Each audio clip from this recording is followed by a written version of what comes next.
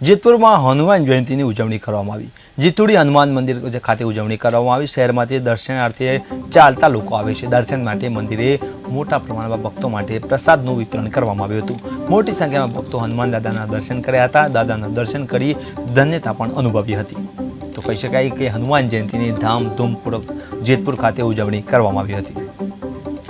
દર્શન કરે છે, દાદા અચૂક એની મનોકામના પૂર્ણ કરે છે। અહીંયા તમને એ જ ભાવ જાગે છે જે તમને સાલંગપુર હનુમાનમાં ભાવ જાગે છે, જાજડિયા હનુમાનમાં ભાવ જાગે છે।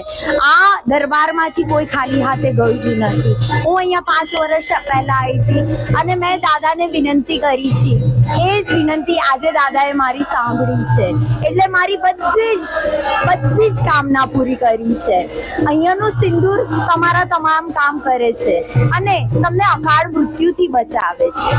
જેમ કે હું કહીશ, શ્રી હનુમાન દાદા શ્રી મહાદેવનો 11મો રુદ્ર અવતાર છે।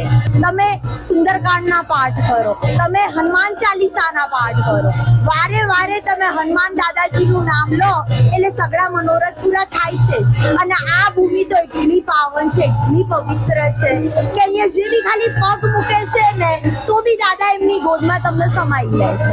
એટલે શંકાને કોઈ સ્થાન જ નથી કે તમે આ દરબારમાં આવ્યા છો ને અહીંયાથી તમે ખાલી હાથે જવાના છો। જે બી અહીંયા આવ્યા છે એનું દાદા રક્ષણ કરે છે અને એની સગળી મનોકામના પૂર્ણ કરે છે। જય અતિ પ્રાચીન આ ધામ છે।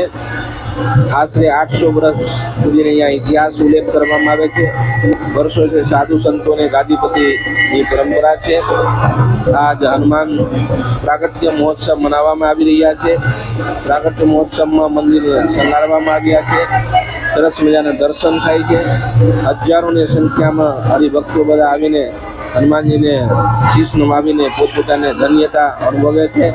કોઈને અસુવિધા ન થાય એને માટે મહામંડલેશ્વર શ્રી શ્રી 1008 શ્રી રામદયાલદાસજી બાપુ ભરપૂર સારી રીતે વ્યવસ્થા કર્યા છે।